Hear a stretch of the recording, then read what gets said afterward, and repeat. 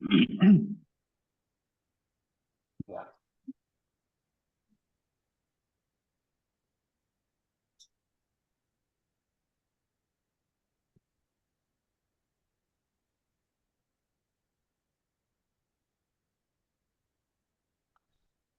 Give me just 2 minutes. Let Ashutosh just come back.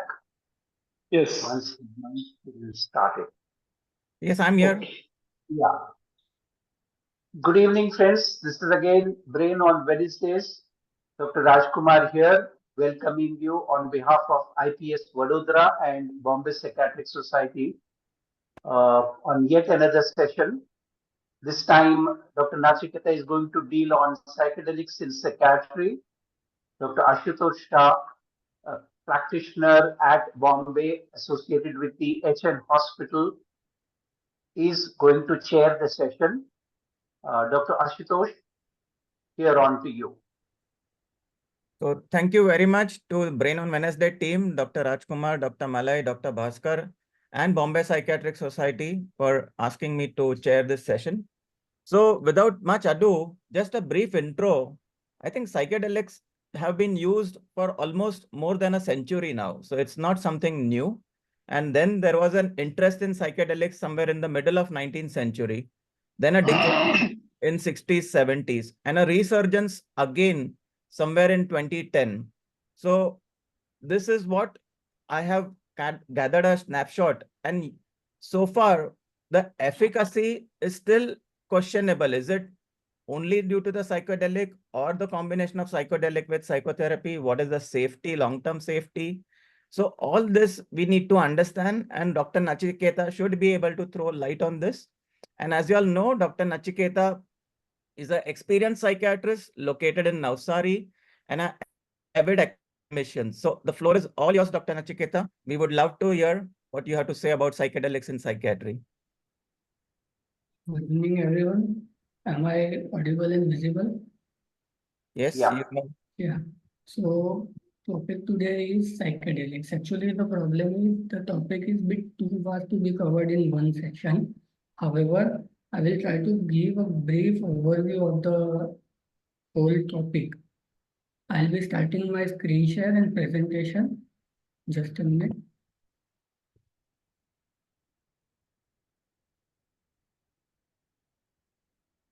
I think the screen should be visible now. Yeah, so the purple background for our purple haze. It is also a term used to describe the psychedelic experience.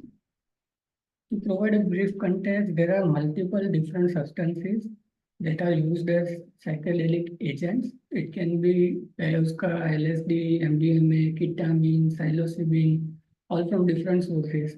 It may be plant-based or fungal-based.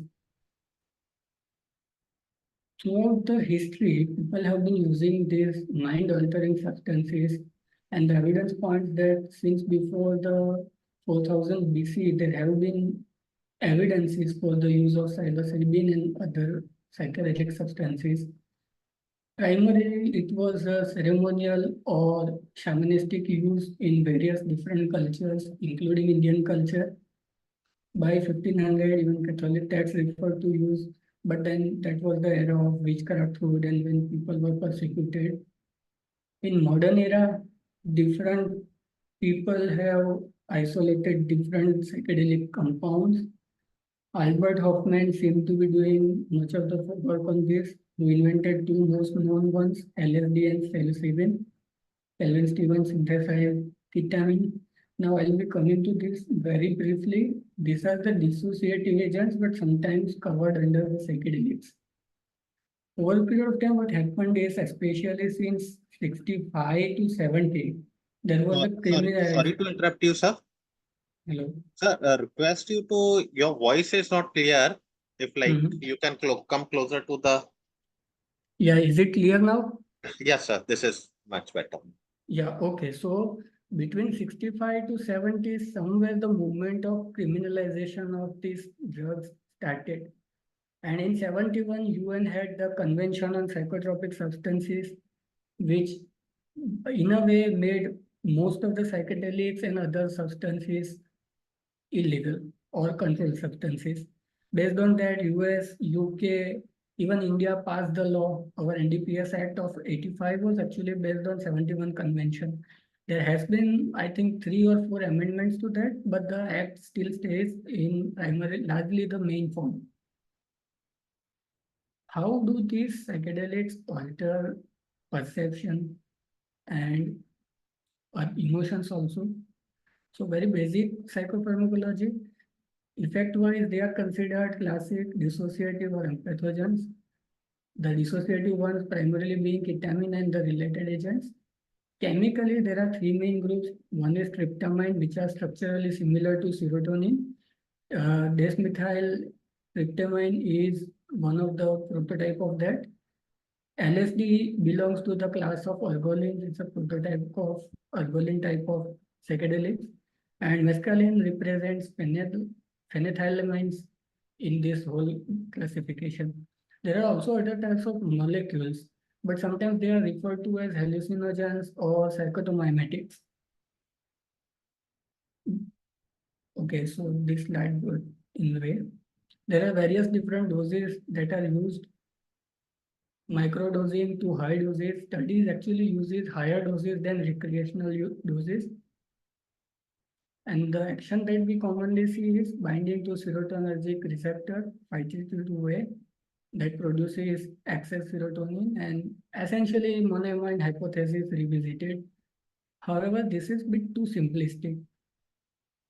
One of the hypotheses is intracellular second messenger signaling pathway that they activate and thereby recruiting different sets of G proteins or beta arrestins. Non-psychedelic serotonergic agents seem to activate different set of the G proteins or subcomponents and thereby being devoid of the psychedelic It is experience. again not clear, sir. Hello, is it clear Yes, sir. now? Yes, sir. Yeah, so primarily serotonergic agents, all psychedelics are serotonergics, but not all serotonergics are psychedelics. These are the prototypical examples to just give an idea about the mechanism of action, how LSD binds to 5-HT1A also, it also binds to 5-HT2A, thereby it affects different areas differently and produces its psychedelic effect. Whereas if we look at ibogaine, it requires multiple different conditions to be fulfilled, after which it can produce its hallucinogenic effect. In absence of the transporters and receptors of monoamine or opioid receptors or neurotropic factors, it won't have that much of a hallucinogenic effect, but mainly only antidepressant effect. In case of DMT, the tryptamine, it acts on 5-HT2, serotonin reuptake, mGlu2 and 3. It has downstream effect. It also acts on NMDA and glutamatergic axis and ultimately produces the psychedelic response. Whereas psilocybin, it seems to act via different pathway. It does have affinity for 5-HT2A, but slightly different binding profile for other agents, other receptors. And its action is also mediated via enhancing neuroplasticity and neurogenesis through BDNF and mTOR pathways. Now, what kind of the response we see clinically? There is administration of psilocybin, there is receptor activation, intracellular signaling, which is BDNF, TRK, beta pathway. And over period of time, what it does is dendritic spine growth, even dendritic growth, synaptic strengthening, mPAR expression increase, and via all these things, it enhances the neuroplasticity.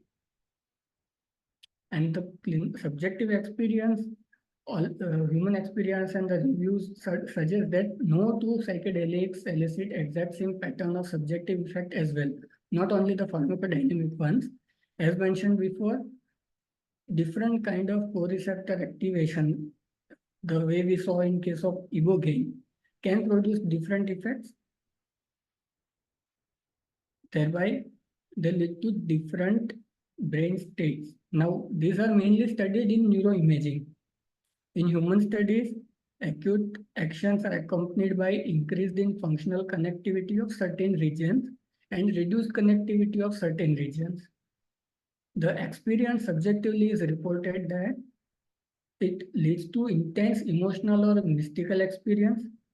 Individuals having psychedelic outside clinical context, that is recreational use, it can lead to decrease in anxiety and depressive symptoms. It improves the emotional experience and its intensity. There is a description of a sense of oneness with nature. In a way, dissolved boundary between self and the surrounding. Although the majority of literature is discussing these things in psychological terms, but in neurobiological terms, we can try to understand it as a impact on default mode network that is primarily concerned with the autobiographical memory retrieval and it referencing and all those things. So why does this thing occur in short term? We'll see in a bit. Meanwhile, the neuroplasticity thing that we have already covered, TRK beta pathway. And this is the functional connectivity part. Carhart Harris et al. In 2012 published a very good article. I'll be showing three slides, three pictures from that article. This indicates that after psilocybin ingestion, compared to placebo, there was a decreased cortical blood flow, cerebral blood flow in particular areas. Most of these areas correlate with default mode network. This specifically mentions how only Bold was showing these findings, and CSF plus Bold highlighted specific areas where there was decrease in signal or the activity. When it was compared with placebo, it has effect on ventromedial prefrontal cortex connectivity. It specifically seemed to quiet down the DMN, and that may have an impact on that autobiographical retrieval and thereby affecting the judgment or interpretation of what is self and what is the outer world, which probably is the explanation behind the subjective experience of oneness with nature or the mystical experience that the people describe. This is another slide, different article showing practically same thing. Deactivation in medial default mode network during meditation and psilocybin were almost similar. So this is probably what is leading to clinical response in terms of anxiolysis or interpretation in terms of anxiolysis. This is another slide. They were looking at phase locking. It's a bold signal. They were checking what areas lit up together or separately, be it proportional or inversely proportional. And what they found is that psilocybin prevented transition to certain states, and overall, it produced relatively more coherent state, the PL state 1, which may have the correlation or the explanation for the experience. Pharmacotherapeutic application, which is primary area of interest for any clinician, it has been tried in practically all psychiatric conditions. And general overview or the description in literature is primarily gravitating towards psychedelics associated therapies. Pre-60s, there were multiple papers, thousands of papers, but after the criminalization, obviously the research gets the hurdles. However, the point to consider is whether which component actually showed the improvement, whether it was therapy, whether it was therapeutic setting and placebo, or it was the psychedelic itself, because they describe something similar to single hit and long-lasting changes. This is one of the summary. LSD, psilocybin, DMT, even ketamine and other dissociatives, MDMA, they have been tried in depression related to life-threatening cancers, anxiety related to life-threatening diseases or cancers, treatment-resistant depression, the areas where already classical treatment has not given enough result, or in terminal conditions where the considerations and priorities are different. It has also been tried in various substance use disorders, cluster headache, eating disorder, and PTSD is one of the areas of interest which got very much highlight. But it's not that the psychedelics have been tried only in some cases. They have been tried in practically all the different indications as far as psychiatry is concerned. In case of anxiety and mood disorder, there are two representative articles that I have put up here. It shows reduction in anxiety and depression. But this point is important. Placebo control effects were already large across the 3 trials in this particular review article. And there was potential risk of bias. In the other article, they showed that in conjunction with psychotherapy, it led to marked relief, which was actually sustained over a period of time more than 6 months. And they attributed the mystical experience as the reason for the therapeutic effect. In case of PTSD, one representative article shows trial of 30, 75 and 125 mg MDMA. It showed improvement. Initially, 75 and 125 showed higher improvement, but over a period of time, there was not that high improvement, suggesting a sort of plateau, and 30 mg later on catching up. At 12-month follow-up, compared to baseline, all had improvement. In case of substance use disorder, as already mentioned, alcohol, tobacco, even cannabis. This one particular article I would like to highlight. It is very long article and it goes into the details or summaries by agent, ketamine, psilocybin, ayahuasca, each and every one. And if I want to refer to one article for the summary of psychedelics in addiction psychiatry, I would go to this article as a starting point. Another study suggested that this psilocybin can be useful in treatment of addictions, and it did show improvement, especially in smoking cessation, but the open label design had limitations, so we cannot draw definitive conclusions. It has also been tried in neurology, in neurodegenerative disorders with particularly Alzheimer type pathology. And supposedly it is acting there not via the psychedelic effect per se, but via neuroplasticity and its related actions. This is the pictorial abstract from their article, how LSD, MDMA, psilocybin can regulate synaptic plasticity via increasing mTOR BDNF expression via TRK beta pathway. It reduces reactive oxygen species. It reduces autophagy, essentially stabilizing the cell rather than going towards degeneration. Again, although the article does summarize this, this is very crude, simplistic, and in a way somewhat vague explanation. But yes, it is there. It has been tried, and it showed promising results as other studies. Further research needed. And this article summarizes the role of psychedelics in neurology, TNF alpha, IL-1 beta, IL-6, these pro-inflammatory biomarkers, they reduced after exposure to psychedelics, and that was the main finding. However, exact mechanisms were unknown. Further research needed. Coming to the microdosing part, which is again a trend in pop culture, primarily due to celebrities like Elon Musk. Very low doses, 5 to 10 or even 20. Perceptible effects were only reported at 10 to 20 of LSD, but not at 5 mg. Coming to safety profile, they have impact on cardiovascular function, and they have behavioral as well as physiological effects. But the different agents have different profiles. If you look at psilocybin, it is more of a downer, lack of energy, dullness, feeling of weakness, calming or exhausting, fatigability.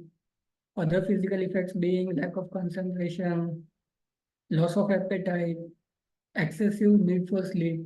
Whereas compared to that, LSD is somewhat of activator, where there is more of a restlessness, headache, or brooding, and other activation related symptoms. DMT had cardiovascular impact, palpitations, blood pressure fluctuations. There was uh, vasomotor or maybe temperature related change in form of intolerance to cold. Back pain was noted. Mescaline had its own effect, but it was somewhat similar to DMT. Other than that, this was, so I forgot to mention, this is in healthy participants, those who don't have psychiatric conditions. But to those who already have diathesis, they had slightly different profile. Here, psilocybin had all those paranoia and anxiety, restlessness, headaches, precipitation of migraine, visual distortions, even up to suicidal ideations. This would primarily go in the line of bad trips. LSD also had this similar kind of profile, but feeling cold, which was by and large not reported by healthy volunteers. DMT had again almost similar profile, only minor variations this time. Probably they are aggravating underlying diathesis. This is one part which I particularly wanted to talk about. That's why this article, the placebo effect. Most of the studies being psychedelic assisted psychotherapies. And the session would usually start by putting a patient into comfortable position, having a soothing, calming music, and then the session ongoing.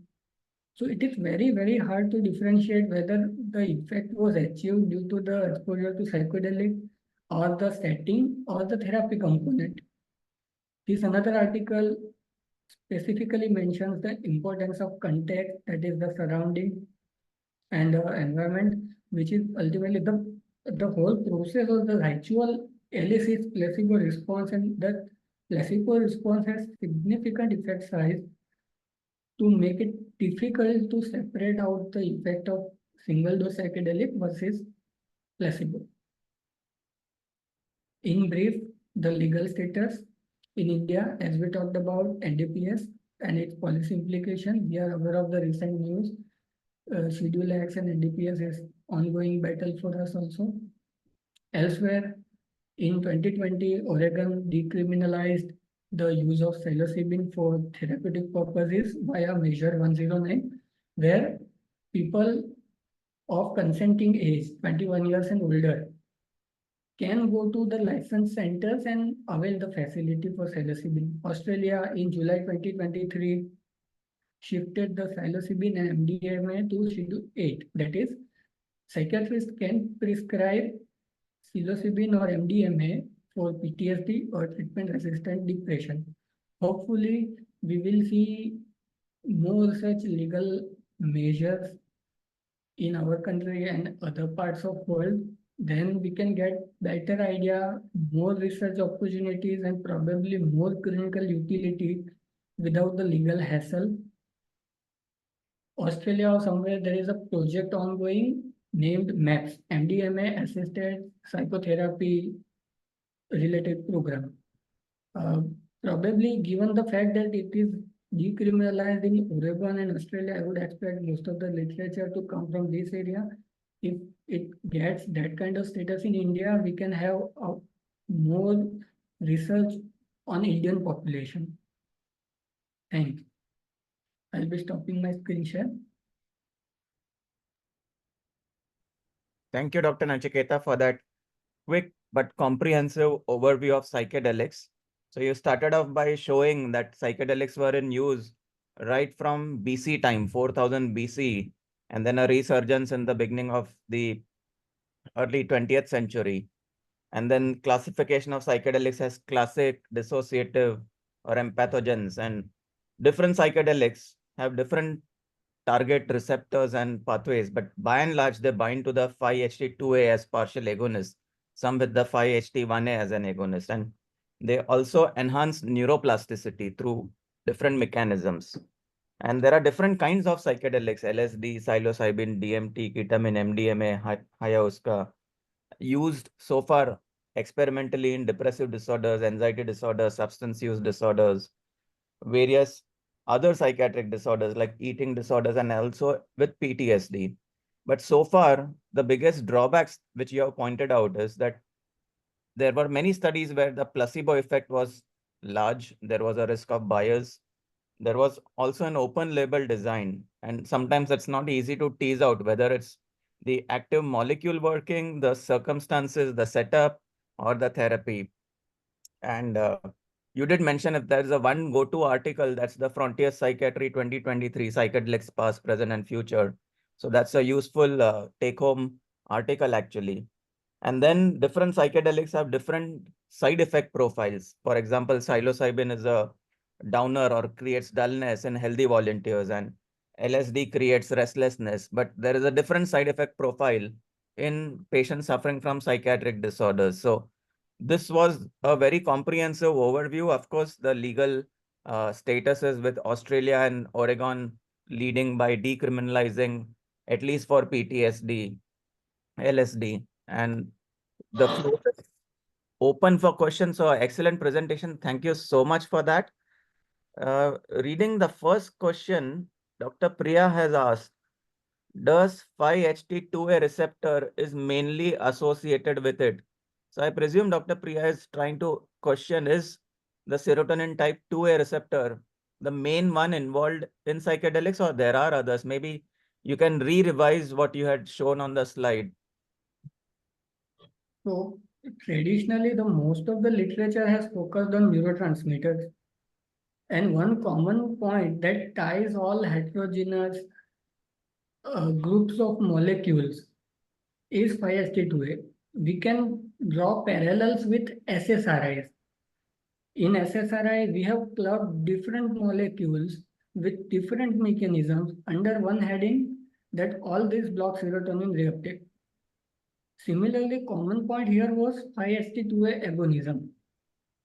On the flip side, if we stick to neurotransmitters, which I would not like to, but just to give a point, this is exact opposite of 5-HT2A antagonism that we see with antipsychotics. However, as the research progressed, especially since 2000s onward, they found that we need to look beyond receptors, because although a common point in all psychedelics was that they were 5-HT2A agonists, not all 5-HT2A agonists are psychedelics. And the reason behind that, what later they have found or postulated, is they seem to be triggering different intracellular cascades. And some even need other conditions to be met, like transcription, serotonin reuptake receptors, and VMAT even, and opioid receptors, to show that hallucinogenic or psychedelic effect. Okay. So this is probably how I would put it in nutshell. Fair enough. And would Dr. Malay or Dr. Bhaskar like to add on to what already Dr. Nachiketa has replied to this question? First thing is psychedelic is a pretty broad term, and Nachiketa Yes. has actually talked the most sensible talk first, that it is impossible to talk about psychedelic in a single session, because psychedelic involves a lot of things, and the history of humanity with psychedelic is pretty, long, and it is about few million years. So standing there, I would just say that our understanding is slightly flawed. Flawed means, let me give you some understanding in how any psychedelic works. We have to understand that in the human body, there are multiple ligands for one specific receptor, and normally the way we think that one ligand is equal to one receptor is not true. And one ligand can attach to multiple receptors. Now, receptors, that's why become more important rather than ligand. We talk about serotonin receptor and things like that. This same receptor gives attachment to neuropeptides. These same receptors give attachment to various cations, various other things, even various cell surface molecules, and they in turn can activate the receptor. The biggest example would be G protein coupled receptor. G protein coupled receptor are one of the largest, if not the largest, human receptor group or animal receptor group, and they can be activated by serotonin, they can be activated by glutamate, they can be activated by all the 7 holy neurotransmitters of psychiatry, but also by rest 1000 and 1993, so 1993 other receptors, other molecules, because the thing is, we humanity already have found more than 2000 different cell-to-cell transmitters in human brain and body. So, taking psychedelic as something crude, as serotonin activating molecule, is a very bad. They work via 2 pathways. First, understand the basic, then go into serotonin, dopamine, or if you are interested, various other neuropeptide, various other molecules which are neither neuropeptide nor monoamine. But first understand that by nature, all psychedelics cause excitation of brain neurons and glial. These are the molecules that would cause either high level or low level excitation of various brain cells, and by that they would produce their activity. For example, ketamine. If I ask the PGTs and the students here, what is ketamine? Then they would talk about MTR pathway, they would talk about NMDA pathway. But for you, the first thing is to understand it is a molecule that causes rapid activation of various brains. Similarly, the same thing would apply to all the psychedelics. This is one thing that we need to remember. The other thing is all the psychedelics, they use their multiple pathways. For example, there is a molecule which is close congener of DMT, NN-DMT. This is a molecule that is synthesized in human brain and it has its own pathway. Human brain has its own hallucinogenic system, and various hallucinogenic molecule or psychoactive molecule or euphoria also work via this pathway too. So if you go by just serotonin, you would miss large chunk of psychiatry. I know I have talked about almost 10 minutes lecture on a single question, but you need to understand that psychedelic is neither serotonin nor dopamine nor noradrenaline. They are something different. They involve all kind of neurotransmitters that we know, that we don't know. Thank you, Dr. Bhaskar. Dr. Malay, any Yeah, further? I just was wondering that when we talk of a particular neurotransmitter, like the question that was asked on serotonin and what Bhaskar asked, told us about various neurotransmitters, not only serotonin, but various neurotransmitters, neuropeptides, and so many other things. My question is this, that in doses that are different compared to what we use, do our psychotropics or can our psychotropics that we use clinically behave as psychedelics? So can any of the SSRIs that we regularly use or any of the antipsychotics or whatever, given in doses that are different from what we use clinically in day-to-day practice, can they behave as psychedelics? Yes, they can. Street name of venlafaxine is baby ecstasy.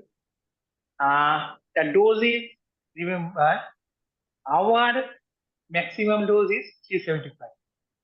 The mini ecstasy or BB ecstasy dose starts from at least 14 to 15 times of our highest dose. Then there is example of sertraline mixed with other things. Again, the dose is pretty insane. 20 times, 30 times of highest dose use. Means 20 times of 400 mg and more. At those doses, there are some psychedelic effect, quote unquote. Why quote unquote? Because these are all case reports. These are all heard from street users. Nobody has scientifically examined them. So whether it is a placebo effect or whether they are mixing other things with it, that is causing this reaction, we don't. Okay. So I move on to the next question by Dr. Paramveer Khera. What is the difference in the effects of DMT, psilocybin, and LSD?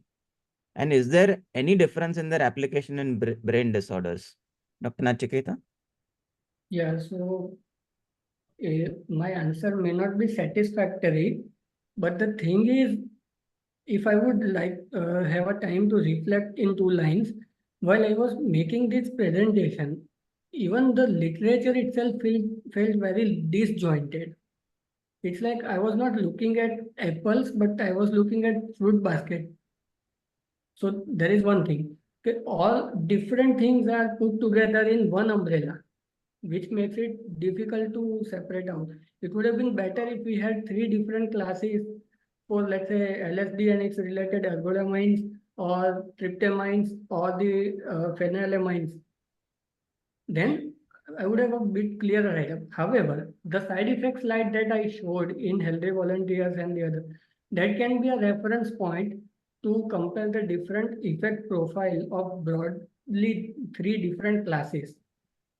And depending on that, they do have different applications. But again, primarily 2 limitations have come up in literature. One is the legal hurdles, and the second one is these are primarily focused on as agents to augment therapy rather than primarily pharmacotherapeutic application. So given that, theoretically, yes, they have different profiles, they would be suitable to different disorders. Practically, literature-wise, we have not even explored them. Okay. Dr. Bhaskar and Dr. Malay, would you like to add more to this reply? In brief, what Nachiketa is saying is correct because studies are pretty much scattered. Probably all disorders that are diagnosable have been subject to this kind of treatments. But we are just not able to really separate out the effects, the placebo plus the active agent effects and so on. So differences in effect could be there because all these psychedelic experiences are not same. Yeah. There might be psychedelic, as he mentioned, that some of them are downers, some of them are more hallucinogenic in nature, and something is different. So that effect wise it's different, but whether that effect is going to produce the same kind of an effect even in one group of patients, that is we don't know anything about it. The studies are too small, it's difficult to really first of all figure out the exact therapeutic effect of a single agent and whether it is going to be again applicable in a wide range of population suffering from that kind of or that type of phenomenology. Okay. So moving to the next question by Anjali Yadav, is single dose enough in treatment-resistant depression with psilocybin, and what is the risk of psychosis in predisposed individuals? So there are 2 questions. So I'll briefly share my screen for a relevant slide. So this is what studies try to portray, that single dose effect lasted for months, 6 months, 1 year, and the proposed explanation is that the initial action subsides very quickly, but the changes in intracellular signaling pathway ultimately the cascade leading to protein production and its differences, and thereby affecting one, cellular stability, two, cellular growth, three, intercellular communications via synaptic signaling. This seems to be leading to long-lasting changes. This is what they try to say. But the strength of evidence, as Malisa said, we have yet to explore it in proper, more systematic manner. This is too heterogeneous to draw any generalized conclusions. As to the side effect part, yeah, maybe you can call it in a way a psychosis, but as I mentioned in one of the initial slides, the psychotomimetics, they would probably be more suitable as a psychosis producing, but then again, the term psychosis not perfectly neurologically aligned term. Bad trip is one of the experience that people can correlate with psychosis, especially when it produces paranoia. As we saw in the side effects slides with the people with diathesis, those with psychiatric disorders. So that intense paranoia is primarily for brain level, it is activation. And intense activation can lead to paranoia, so-called micropsychotic episode, or even suicidal ideation and behavior. That way, maybe we can call it that it can produce psychosis. Anything to add, Dr. Malay and Dr. Bhaskar, to this? Risk of psychosis. Let me ask something. Is there any molecule that, if given to a diabetic, can cause remission of diabetes? Is there any molecule that, if given to a hypertensive patient, would cause remission of hypertension? Is there any molecule which, when given to a patient with ischemic heart disease, can cause remission of ischemic heart disease? Scientifically impossible, logically impossible, improbable, implausible. The same thing is this use of single use of anything cannot give anything less. The thing is, the idea of what is treatment refractory depression, that is again hugely debatable. Specifically, the people doing the studies, that is the psychologists. They are good for nothing. They are non-medical people. They are non-clinical people. They are non-biological people. They are people of pen and pencil method. And standing there, their observation to prove whether a patient is treatment refractory is no evidence at all. So standing there, one application of any drug cannot cure, cannot halt an episode. If it is doing that, then it is no episode at all. It is just a subjective feeling of something. Okay. So Okay. this is the answer to the first question. The second question, obviously, Nachiketa has given a very good answer. I should not add anything to it. Nachiketa, I wanted to ask one question. So when we talk of more familiar, let's say, compounds like cannabis and cannabinoids, cannabis is a plant product. And what we have understood is that these plants, like cannabis plant, opium plant, they are with us human beings right from millennia. I mean, we have kind of evolved together. And what has probably happened, especially with respect to cannabis, is that over time, the plants, whether we have kind of interfered with their growth and all, is that the yield of THC in cannabis is more. Over years, the yield of THC is more. So let's say given 1 gram of cannabis plant, we had 10 units of THC 100 years back. Now we have got 25 units of THC. So do you think Yes. something like that has happened, let's say with respect to mushrooms and psilocybin?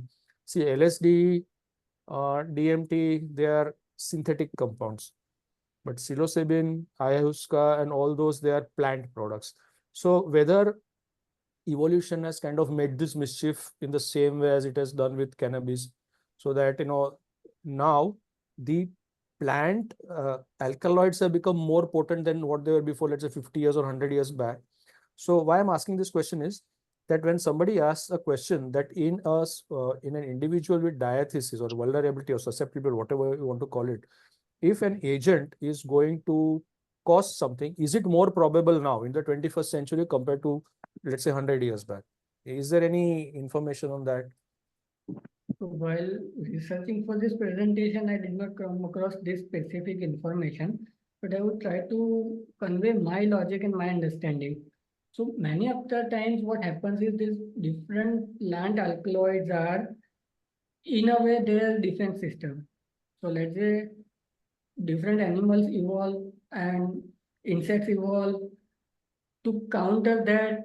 The concentration of those alkaloids and these psychoactive agents also increase, which were not actually meant to be the euphoriants or hallucinogens per se. But the way we see it in case of alcohol, that an enzyme mutation allowed us to consume those things, and the pleasurable experience was almost a byproduct. Something like that would have happened in this. Then the second element would be the civilization and cultivation aspect. People would try to cultivate stronger strains. Okay. So moving to the next question by Dr. Ritvik Chatterjee. Any studies that have observed combination of psychedelics with psychotropics? Specifically, I did not come across at this moment, but I can look it up. Okay. Dr. Hemant. Yes, there are multiple studies because we have to understand ketamine is a psychedelic. Yes, that way it is. Dr. Hemant Belsare has asked psychedelics for preventing dementia. It has been tried in neurodegenerative conditions, specifically Alzheimer-related pathologies. If you can, I can again share the screen. The question is psychedelics for preventing dementia, not after the dementia is there. Preventive role, I would not venture into as of now, because we have not yet enough studies to talk about that. Okay. And Dr. Ritvik has asked also, can you talk about microdosing? Any papers that have checked long-term usage of a psychedelic and whether they make any cellular functioning or genetic level changes compared to intermittent intake, which is what I'm guessing most of the studies are. So in short, what is Elon Musk doing? That is what he's asking. So the problem is definition of microdosing by itself is that it is a dose that is not producing typical effects, be it cardiovascular or other, almost imperceptible effects. So at that level, whether it is actually doing something, when we know that even clinically effective doses and the studies related to those doses have significant placebo component. The effect size of placebos were high. How do we check whether subclinical doses have been actually making the changes? So personally, I would consider it at par with low dose naltrexone thing. Fine. So far what I'm gathering is there are too many unknowns about psychedelics. Yes. Too many unknowns. In fact, for most of the answers, we still are not sure of. Yes. Most of the answers. I think in this microdosing thing will need to be when it comes to psychedelics, we'll need to be a little bit more careful because many a times microdosing in popular media is something which is totally different from what we understand as microdosing in medicine. Because first thing is that when we talk of psychedelics, there is no fixed dose, there is no therapeutic dose that is or dose range that is established. So many a times people, especially celebrities, would take a dose, but they will not take it daily. So it is like, what our patients who consume alcohol on a regular basis, no, I'm not taking much, I'm taking little. And by little, they would be taking enough quantity 2 or 3 times in a week. So something like that. So microdosing and all, I don't think it's I mean, when we talk of Elon Musk and ketamine, he does take sufficient dose of ketamine, but he doesn't take it daily or in a therapeutic regime that we should be giving. Okay. So if he's not taking it daily, then it becomes microdosing. So Okay. microdosing and all, when it comes to psychedelics, where there is no established dose range, at least some range, which is the reference range for most people, we cannot talk about microdosing. Yes, when coming to naltrexone, we can talk about this thing, because there is a certain dose range which we give, and anything, even 1 milligram lesser than that becomes microdosing. If you are regularly giving 25 to 200, then 24.5 is also microdosing. So microdosing and all, we do not get into it. This is more kind of wishy-washy. This is more kind of justified by people who are using molecules in a not not what we are discussing about as therapeutic. Right. So Dr. Ashwin has asked 5 questions and 1 comment. Bhaskar, the comment is to you. There's a lot of echoing in your replies. And the questions are, the first one, I'll go one by one. What is the addiction potential of psychedelics? So far, what I have read and what I have heard in podcasts is that it has relatively lower potential of addiction in terms sense of tolerance and other things. Okay. In the spectrum of harm, where do psychedelics lie? Again, not that strong of a conclusion, but it seems to have minor side effects. Cardiovascular risk is one particular area to focus on. So that means before giving, one should have a cardiac fitness evaluation. As Malay sir said, still we are not clear on doses and clinical applications, but yes. Okay.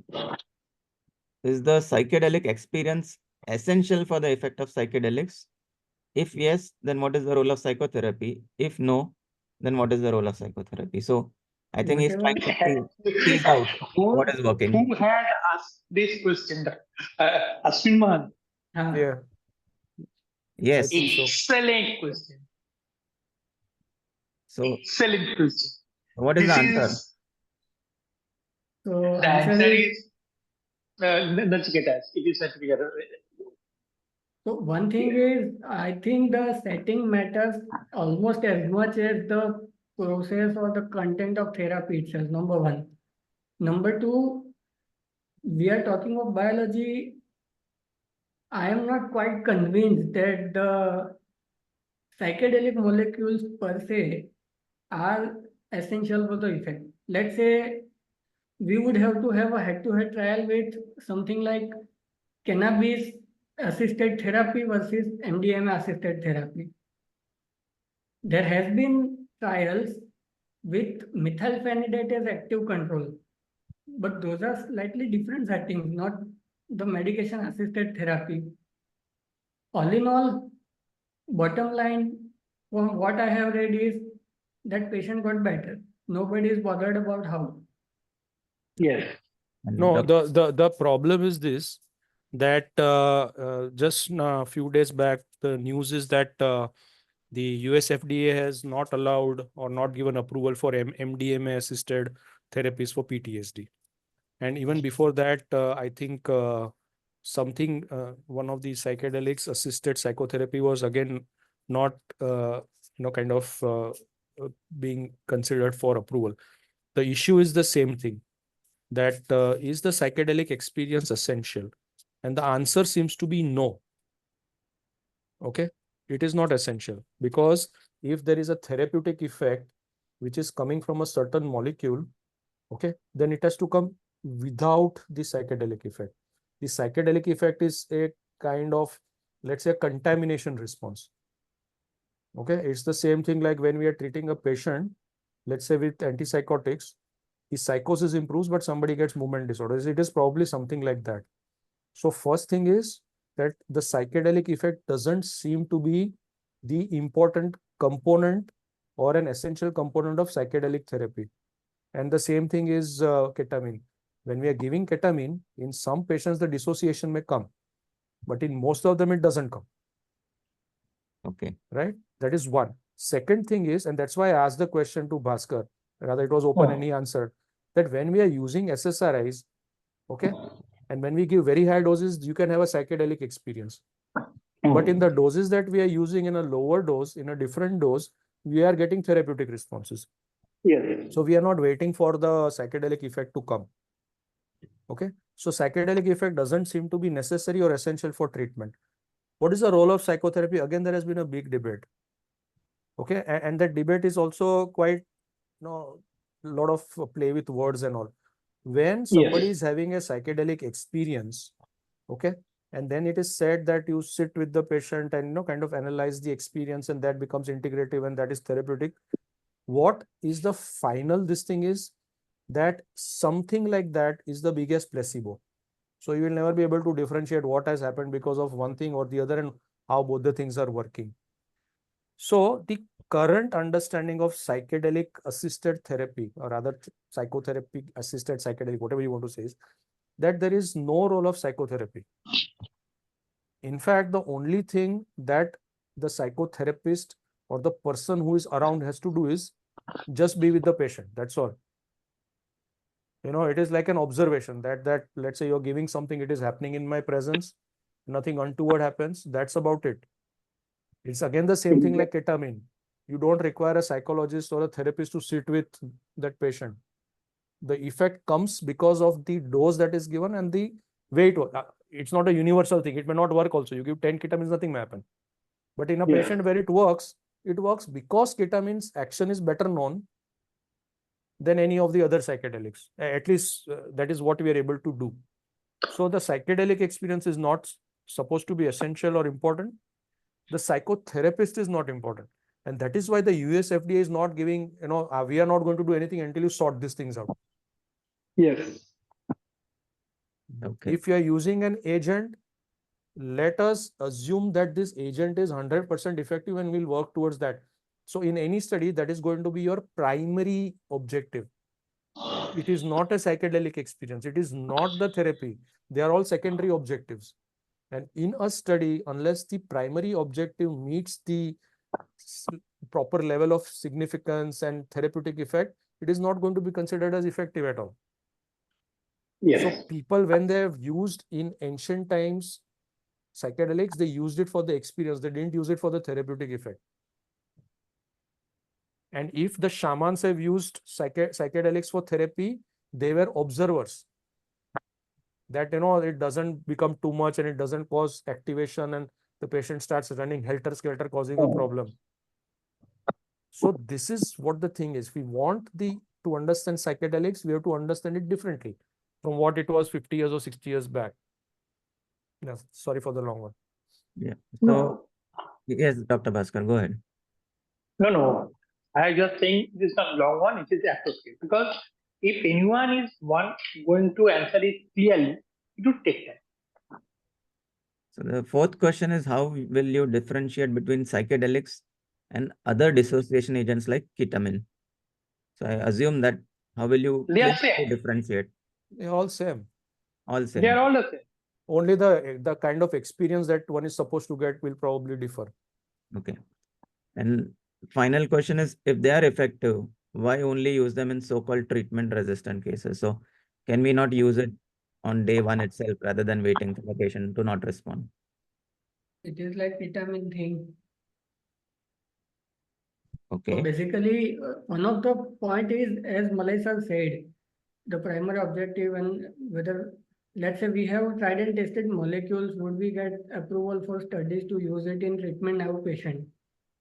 It is hard to get that. For now, primarily two areas, traditionally defined treatment-resistant depression, when common agents are not working as well, or the terminal cases where priorities are slightly different.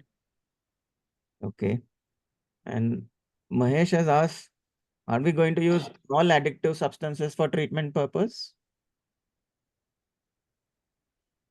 If anyone Okay. has read Ayurveda, if Okay. anyone has read Egyptian medicine books, if anyone has read traditional Chinese medicine books, if anyone has delved into the tomes of Assyrian medicine and the Babylonian medicine, they would find that alcohol used to be an excellent drug.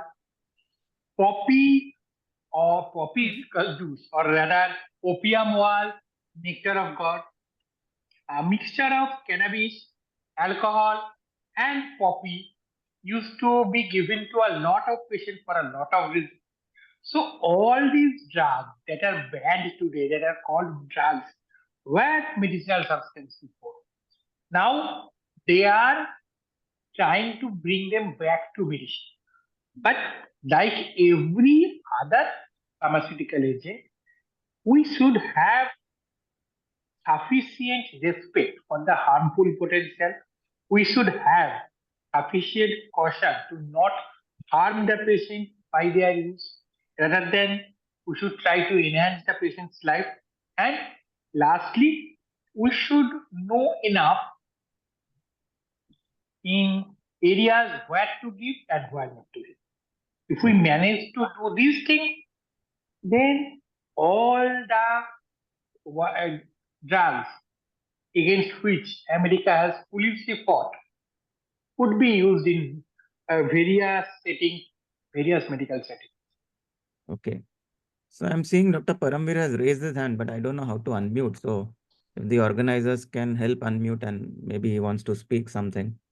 I unmuted myself. Am I audible? Oh, yeah, okay. Yes. Yeah, I just have a quick follow-up question to the psychedelic effect. Wouldn't the psychedelic effect be indicated that an adequate dose has been used? Because we still don't know what dose we are using in psychiatric. So if a psychedelic effect comes in, we can say, okay, we have used an adequate dose for the psychiatric effect to take place. Kind of.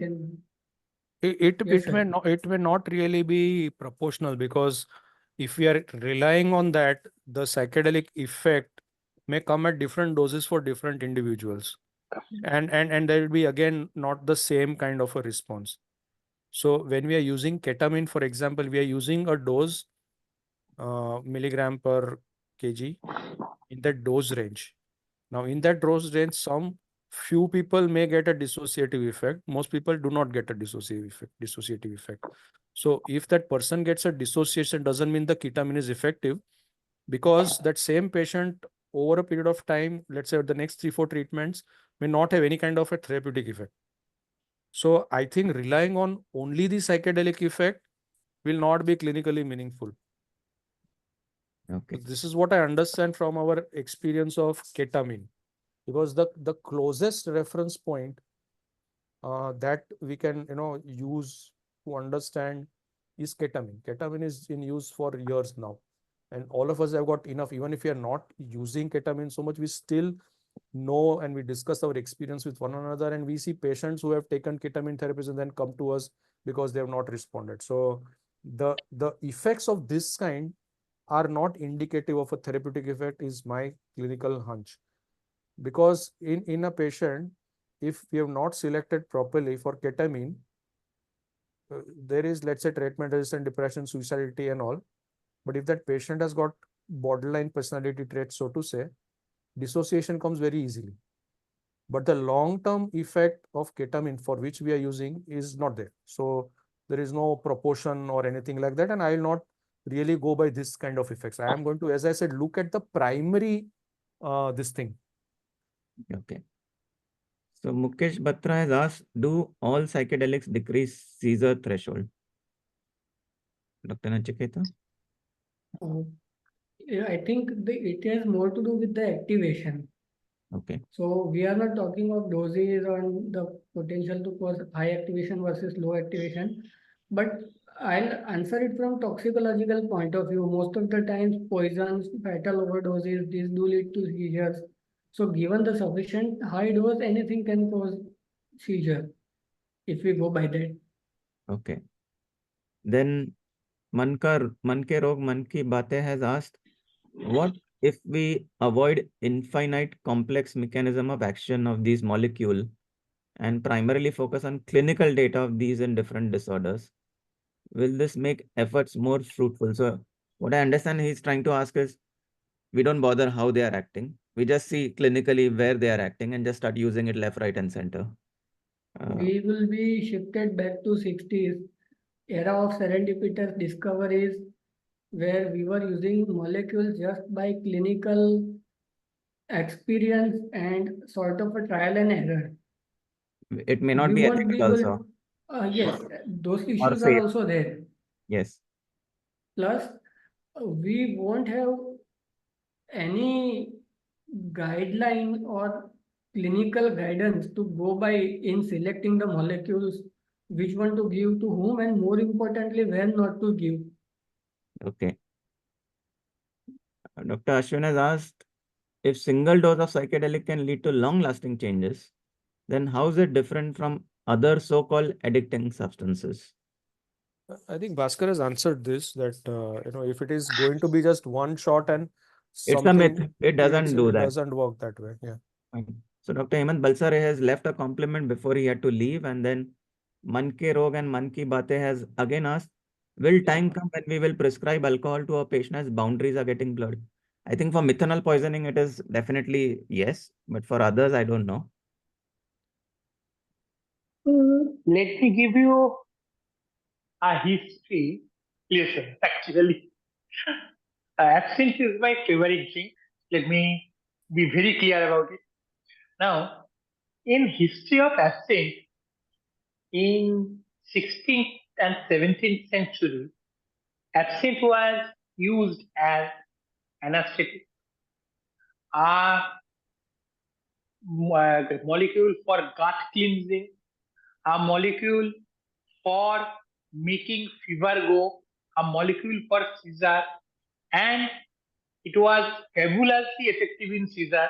Now we know why, but at that time it was fabulously effective for seizure, and that is why absinthe still today is a mythical liquid because it has been used Which is this for a agent? lot of Which is this agent? The audio was not clear. Absinthe. absinthe. Okay. Green fairy. Okay. So Dr. Irene has asked, is it possible that the experimental setting comparing brain imaging of subjects on psychedelic and on placebo, that's causing the confusion and the conclusion about the result? Were there any experiment comparing pre and post treatment imaging? So, Again, a very good question. yes, the Carhart Harris thing I talked about, he has researched on this particular topic, psychedelics, from I think late 2010s to 2018-20 onwards. The first, that three figures I showed, they were comparing effect of psilocybin with placebo. And then they even had one figure showing the difference of them. So there are studies like that. But the problem is, we are talking of the agent and these things, but the setting will stay same. Let's say if I'm giving somebody psychedelic in a waiting area and I am giving another person proper setting, relaxing music, which is the usual go-to for these things, then the experience itself is causing placebo or nocebo response. That is mattering more than the agents themselves. So Okay. that kind of placebo response, whether it is because of the molecule or the setup itself, is very, very hard to separate out. Fine. Dr. Ritvik has raised an hand. He can unmute and ask his question. Thank you, sir. So basically, this is a follow-up question to combining psychotropics and psychedelics. The thing is that I've got quite a few cases who have talked to me about methylphenidate. And what they say is that if they take methylphenidate, then if they are taking something like MDMA or mephedrone, they don't tend to get any kind of effect or get a high. So, is it something that we are all seeing? The other thing is that I'm now seeing patients who are starting to kind of snort after crushing methylphenidate, and that is giving them a high. So, any comments about that? I think the last part I can just comment is prescribed Concerta. That would not lead to this kind of a high. It's the immediate release formulation which gives the high. This is what I have understood. No, Open to correction. crush and snot would probably entry into the bloodstream pretty quickly. So that may give a high. But I'm wondering if you are giving an agent like methylphenidate for ADHD or inattention, and inattention is also linked to substance use, addictions, ABCD, XYZ. So why is the patient abusing something else? Maybe he's not ADHD. No, I'm just asking. I'm asking because you mentioned this case. So would you change your strategy from methylphenidate to something? Because here you are opening up the patient to, again, as some of them are crushing the tablet and kind of Just to snorting. answer, the thing is that this particular you actually crush and snort opioids before, and like he actually shifted from opioids to methylphenidate. The plan of action was to start on methylphenidate, and the opioid abuse would decrease with time, which happened. But now he shifted to snorting methylphenidate, which is obviously not a great idea. That's what I'm saying. That why would you select something which itself is on the higher side of probability of being abused? I mean, what are you exactly targeting? Because well, the substance abuse continues, and now this has also got added to the repertoire of the substance that he or she is kind of using for recreational purposes or whatever. You're So, saying sir, he's basically a because this is not working as substitution. Yeah. It is not working as anti-impulsive or anti-craving in any way. Yeah. It is just adding to the, as I said, no, एक मेरे पास एक और variety है to abuse kind of thing. There will be one question, Ritik. Are you sure that patient was snorting only opioid? Because I have this kind of patients. In my side of country, they snort combination, yaba and opioid combination. Now, in your side, yaba would not be so common, but are they using crack along with opioid? I don't think we are clear about that because he's someone who's hiding everything. And to answer your question, MD sir, the patient was actually having a lot of inattention, and he was someone who is working basically in two companies, so he was having a lot of problem in working continuously. So the reason to start methylphenidate was that. But what I saw was it was a shift from opioid to this. So now I'm thinking about shifting him to something else like atomoxetine. Hopefully that will take care of the inattention without him abusing it. But I'm still even worried whether he's atomoxetine like that. Inattention is one thing, but what is the context in which it is happening? Is it primary inattention, or is it inattention because of so many things that he or she is abusing, plus the whatever psychiatric pathology? In that, sir, I did have a chat with his parents. So there did seem to be a lot of developmental attention issues, like since school years itself. So that was one of the reasons why I had started it. Yeah, because this is the problem that happens, that in younger children, it is easier to use methylphenidate, but as they become older and they have that freedom to experiment and all, then this becomes a little bit problematic. So anyway, because what I think is that in your patient, it is just becoming another substance of abuse. That is, it is not having any clinical effects. I think that is what I have understood from this case. Okay. I move on to the next question. Wouldn't the psychedelic effect indicate that this we have discussed? This is we discussed. Yeah. So Dr. Seban Kumar has asked, if it's true that psychedelics treat depression, shouldn't the prevalence of depression be lower in people abusing psychedelics? Is there any study proving that? I will not come across that, but I would also like to bring up self-medication. Those who already had depression used it to cure it by themselves. Okay. I would like to add something. First, we have to understand psychedelic doesn't cure depression. This idea of depression is clearly a psychological idea. This says there is no biological basis of depression. Depression means low mood. Low mood can be treated by a lot of things. You can get a good food, your low mood would get better. You take euphoria. This psychedelic are euphoria. If you get euphoria, your mood would feel better. But that is not actually treating the background cause. The background cause is due to a lot of genetic reasons. These brains are unable to handle day-to-day functional load of brain. These brains are unable to actually do any job that requires increase in functional demand of brain.